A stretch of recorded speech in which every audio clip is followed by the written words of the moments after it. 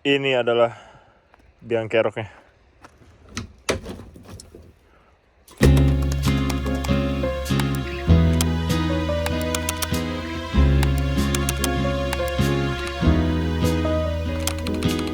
Halo semuanya, kembali lagi bersama saya Borneo Ferrando yang sedang berusaha menjadi mas-mas Denmark.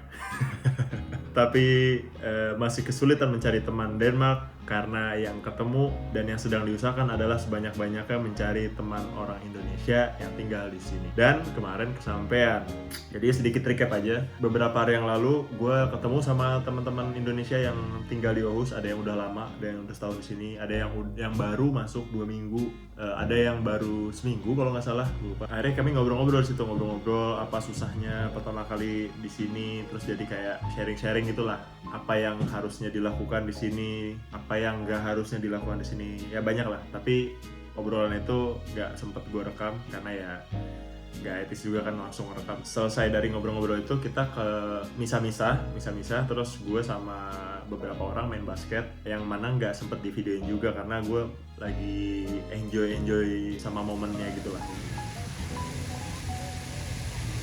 Akhirnya ketemu orang Indonesia di Aarhus. Perkenalkan, ini Mas Dadan. Halo. Ngapain Mas di Aarhus? Kuliah di Computer Science. Computer Science, Aarhus University. Ya, Berapa lama di Aarhus? baru 2 minggu setengah. Sama dengan saya, baru 2 minggu di sini. Ini Mas Farhat, ngapain di sini Mas? Masuk WC. Kuliah juga sih. Tapi itu beneran. Beneran juga itu. Berapa lama di Aarhus?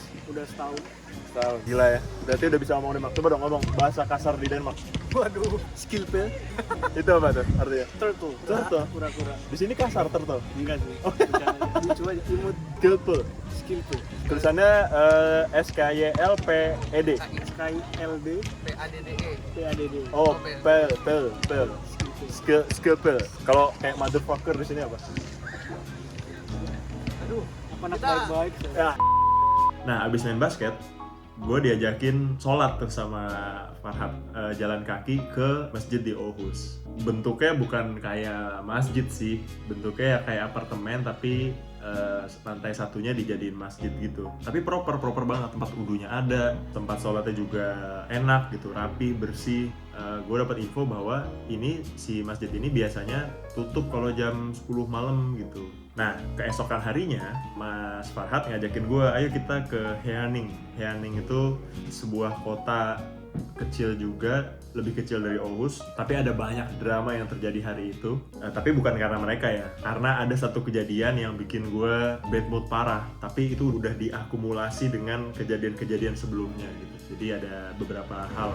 Ya, jadi satu pelajaran di Denmark adalah jangan percaya Google Maps dalam hal timing. Karena gue udah ketinggalan 2 bis karena gue ngikutin based on Google Map, jamnya Google Maps gitu, kayak bis apa datangnya kapan. Terus udah gue ikutin, gak datang. Terus akhirnya gue balik dulu ke rumah, terus ngikutin yang jam berikutnya karena gue pikir yang sebelumnya emang gak tepat waktu aja. Ternyata setelahnya juga sama, antara telat atau udah duluan. Jadi benar kata orang-orang Denmark, di sini ada aplikasi namanya Rise Planner atau apalah gitu. Itu yang bisa real time gitu, bisnya datang. Harusnya ikutin itu dibanding ikutin Google Maps. Gue nggak percaya lokal, itulah pelajaran yang harus diambil. Jadi gue dalam perjalanan menuju Herning itu kayak 120 kilo dari Aarhus tempat gue tinggal, untuk ke tempat temennya Mas Farhat yang kemarin. Mau ketemu dia, terus mau ngobrol-ngobrol juga. Tapi sebelum nyampe Herning, gue pengen jalan-jalan dulu ke Sonderby Beach. Itu pantai di bagian baratnya Denmark yang kayaknya kalau udah siang atau sore kayak udah bagus gitu. Toh setrika di sini adem juga, jadi ya kayaknya nggak masalah gitu. Dan sekarang gue mau ngejar bisnya sesuai dengan waktu dari aplikasi Rise Plan tadi. Pelajaran yang sungguh menarik.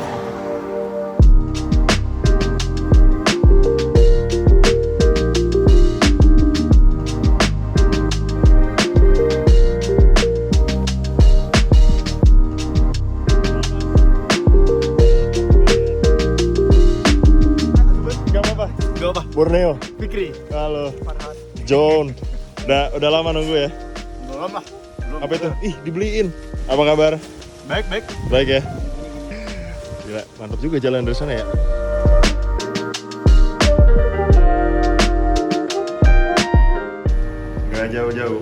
Nggak jauh-jauh, Indomie goreng. Indomie goreng. Untuk Mas goreng. Ih, mantap sekali. Terima kasih.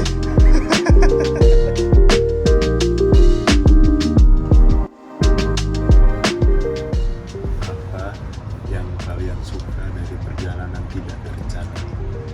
Nggak ada ekspektasi sih, jadi pasti seneng. Pasti senang. Iya. Bisa sampai sini dengan selamat. Wih. Emang kalau nggak tepat waktu, jadinya gimana gitu? Tidur di pinggir pantai gitu. Asik sih tapi. Gimana kalau kita sunsetan aja? Biarin gak usah ikut bis terakhir, Terus tinggal di sana. terus tinggal di pantai. Gimana? Coba ya. Idenya aja bagus tapi tidak akan keluar.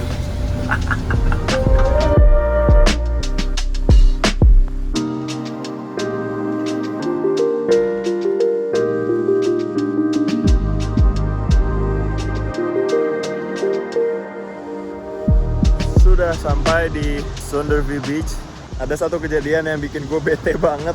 Tapi singkat cerita, intinya gue menumpahkan susu di punggung gue. Susu coklat gitu, dan sejujurnya itu bikin bete banget. Di baju baru gue pakai 2 kali dan ketumpahan susu coklat. Gila, ada aja ya. Jadi dari tadi gue lagi mencoba untuk kayak ya udahlah, oke lah, having fun aja, udah nyampe tempat ini. Walaupun sampai sini langit berawan. Tadi pas berangkat harus ketinggalan 2 kali bis. Sebenarnya di jalan juga nggak enak badan karena belum makan malam dan nggak sarapan banyak. Terus bisnya tuh panas jadi bikin mual. Nggak enak banget feelingnya hari ini. Tapi ya mau apa dikata ya kan? Ya udah harus nyari enjoy-nya aja udah ini. Di satu sisi gue mikir ini momen lucu banget. Seharian dibikin gak enak gitu. Tapi mungkin pelajaran yang harus diambil adalah ya kita mesti nyari enaknya dari segala hal yang gak enak yang terjadi seharian ini. Gue belum tahu apa tapi kayaknya mau gue cari dan ketawain aja lagi. Lucu sekali. Selesai dari situ ya kan, gue pulang dalam keadaan udah capek banget ya kan, terus lapar juga karena ya itu seharian nggak makan, terus sekalinya ada makan ternyata gue nggak baca itu ada babinya. Gue kan nggak makan babi ya, ditambah si baju ketumpahan coklat, jadi full banget lah gitu, udah mah bete, terus capek juga fisik. Akhirnya gue nyampe malam, gue langsung masak karena gue udah kayak anjing ngapain ya masak gitu. Akhirnya gue makan sendirian malam-malam, abis itu istirahat. Keesokan harinya gue nggak kemana-mana, nggak ada footage yang gue tayangin. Dan gue cuma nyuci si baju yang ketumpahan coklat itu. Udah habis gue cuci, terus ini dalam posisi gue jemur si baju. Nanti kita lihat hasilnya gimana, apakah berhasil atau enggak tuh si baju yang ketumpahan coklat itu. Mana putih lagi, fuck. Terus hari ini tadi pagi gue bangun baca DM. Kata dia, mana gue nungguin vlognya, plus gue minta dikasih tips dong untuk jalan-jalan juga. Terus gue kebingungan gitu, tips apa gitu, tips jalan-jalan. Terus kata dia, iya bagi gue yang anak rumahan aneh bang ngelihat orang jalan-jalan gak pakai planning, kata dia gitu. Terus bagi gue yang keseringan melakukan hal itu, kayak ya udah, emang kenapa gitu kalau nggak di planning gitu. Gue cuma jalan ke satu kota, ya yang gue planning adalah proses menuju keberangkatan. Tapi udah berangkat, udah nyampe mah gue udah nggak peduli lagi sama apa yang kejadian. Kayak kemarin, drama-drama yang kemarin tuh, momen-momen kayak gitu justru yang gue cari, yang apa nih kejadian yang bikin gue belajar gitu, apa yang bikin gue jadi surprise sendiri sama momennya gitu. Nah, gue tuh nunggu hal-hal kayak gitu sebenarnya, makanya nggak gue planning banget. Tapi kalau bisa kasih satu kesimpulan tentang apa yang harusnya lo lakukan sebelum bepergian adalah turunkan ekspektasi sih. Tentu harus disiapin persiapannya kayak duit sekian, yaitu standar lah, nyiapin duit untuk lo bisa tinggal, nyiapin kesehatan supaya lo di sininya nggak sakit dan nggak ngerepotin orang-orang di sini. Tapi yang paling berasa di gue adalah turunin ekspektasi, karena ketika lo udah mulai berekspektasi akan suatu tempat tapi ternyata nggak kejadian, itu lo akan ngerasa kayak nggak asik ya tempatnya gitu. Karena gue pernah ada momen dimana gue jalan-jalan tuh punya ekspektasi ke satu tempat, tapi pas nggak kejadian sesuai ekspektasi gue, itu tuh jadi kayak apaan sih ini, nggak enak ah kesini, nggak enak gitu.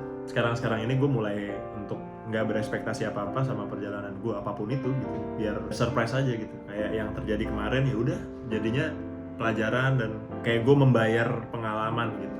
Dan mungkin nurunin ekspektasi nggak cuma untuk jalan-jalan, tapi juga bisa untuk jalanin kehidupan lo ke depan gitu kan. Jadi biar nggak terlalu sakit lah kalau dapet sesuatu yang nggak enak di hidup.